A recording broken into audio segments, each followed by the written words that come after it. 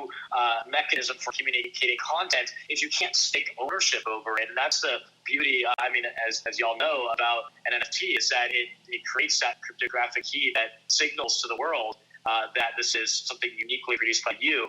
And Now transitioning to a live stream. If you hear silence at the end of the stream, please refresh this page.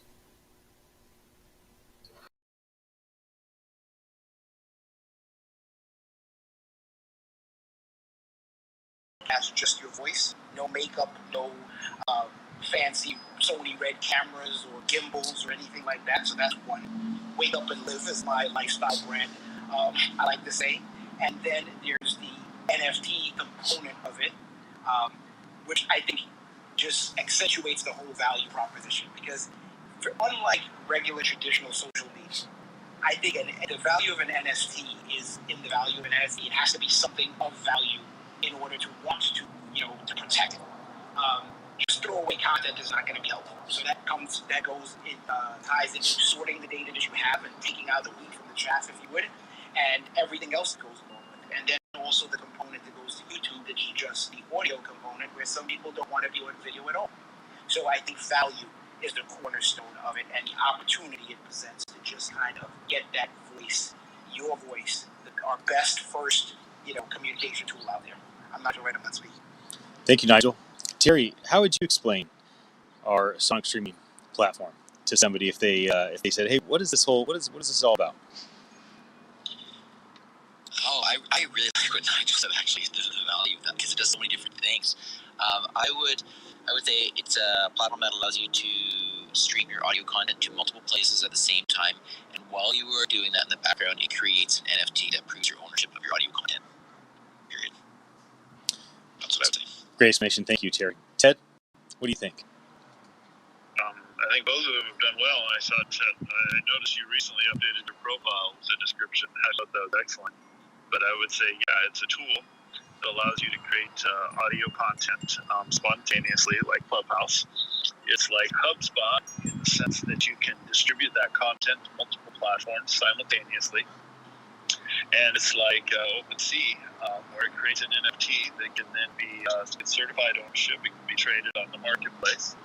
And it's also like Hootsuite in a sense that it can curate your content, break it down into smaller pieces of content to distribute in different venues of social media, like Twitter and Instagram, Facebook, LinkedIn, in short bite-sized pieces to address the issue of discoverability. I'm Ted, and I'm done speaking. Well, thanks for chiming in, guys. Phil, thanks for jumping on stage earlier. Camilo, if you'd like to jump on stage, ask a question, you certainly can. I'm currently using our product right now. I started the stream about 3 minutes ago, and I asked Nigel to jump in with his thoughts on what we built.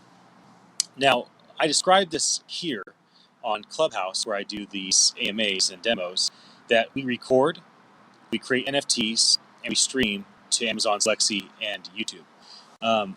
I think the simplistic explanation of it's like radio, the flea market, and the post office is pretty intriguing, because it really makes people think like, oh yeah, radio, that's live audio, and okay, so you got the flea market, so that's a marketplace where you can buy and sell stuff, and then you have the post office, like mass distribution with analytics. For techies, obviously, Clubhouse is a good example of social audio.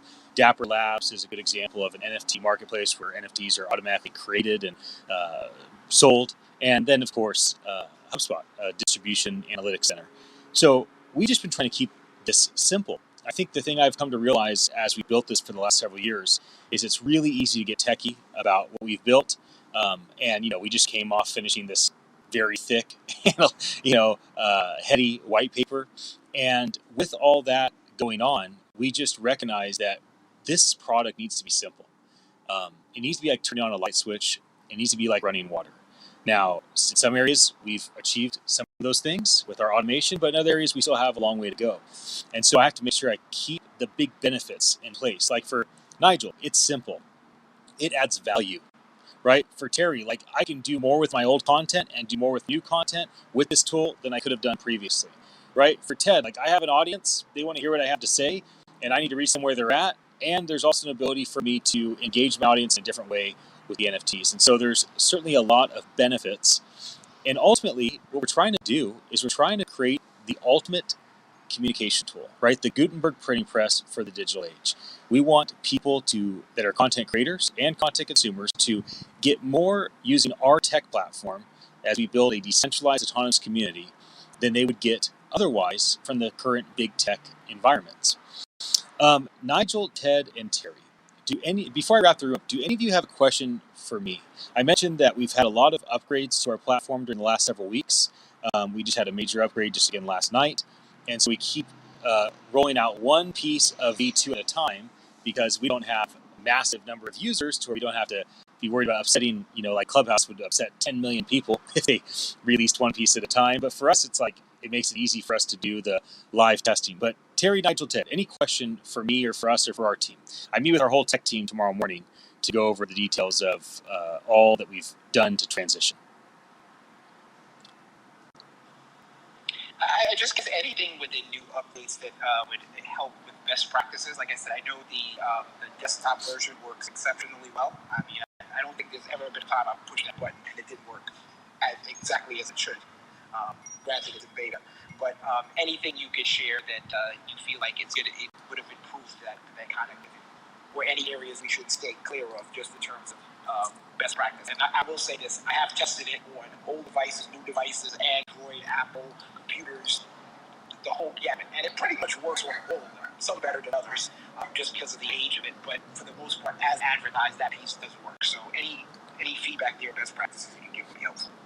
Yeah, I don't really think you need to be, concerned about something not working. I think from time to time, new tech doesn't work perfectly. And so when that happens, it's good for us to know, right? Taking screenshots, saying things in, you've been great about that. That's super helpful. But ultimately, everything has been working really, really well. From time to time, there's little things like it was either yesterday or the day before for a certain number of hours, one of the buttons that was the most important button wouldn't work. I'm like, what's wrong with our thing? So, things happen, but ultimately, we have some really, really, really cool things that have been developed lately. So grateful for that. Ted and Terry, any questions, especially if there's a question I can relay over to our tech team as I meet with everybody tomorrow morning for the big update? I have a question that's not directly related, but how do you, it doesn't ask you anything, so how do you decommission an app or a skill that you've activated on Alexa or an Echo Dot? You just say to Amazon's Lexi, you say the name. I don't say the name because I'm broadcasting, so it might mess things up. You just say the name, and then you say, when you want to add a skill, you say enable. And when you want to remove a skill, I believe you say remove. Is that correct, Terry? You just say remove X skill, and then it will just remove it from your signed up skills. Is that correct, Terry? Is it remove or is it disenable? I can't quite remember. Sorry, Ian, I was distracted. Ted's asking, how do you get rid of a skill that you've signed up for without having to go to Amazon, where you just use your voice to do it? I know when you want to add a skill, you say enable. When you want to remove a skill, do you say remove? You just say, Lexi, remove X skill. Is that correct? Oh, I actually don't. Surprisingly, I'm not sure if you can do it by voice. What I've been doing is I've been going into my Lexi app on my phone and going to my skills and then disabling it that way. Okay, that's how I've done it too. Is I've enabled and disabled skills with my thumb on a piece of glass. Nevertheless, you can do it with your voice. I just don't know if I've done that, at least not recently.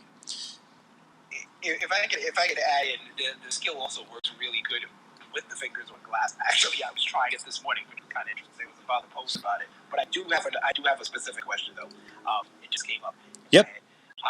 The download of the audio, as last I checked, you can download up to 15 minutes. Is that something that's going to change? Or? Yeah, there'll be an unlimited cap for that stuff. Okay.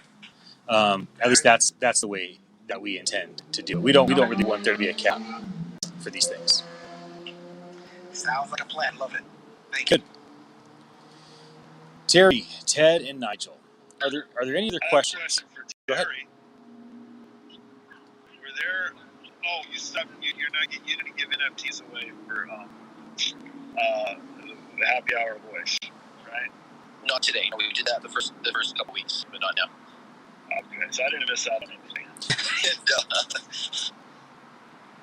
So the reason why we're not doing that is we did that for a couple weeks, Ted, and it was a great test, and now we're doing a couple weeks without doing it. We're looking at the numbers, we're looking at the engagement, we're looking at the difference. Do people like you ask, hey, where's the NFTs at? We had some really, really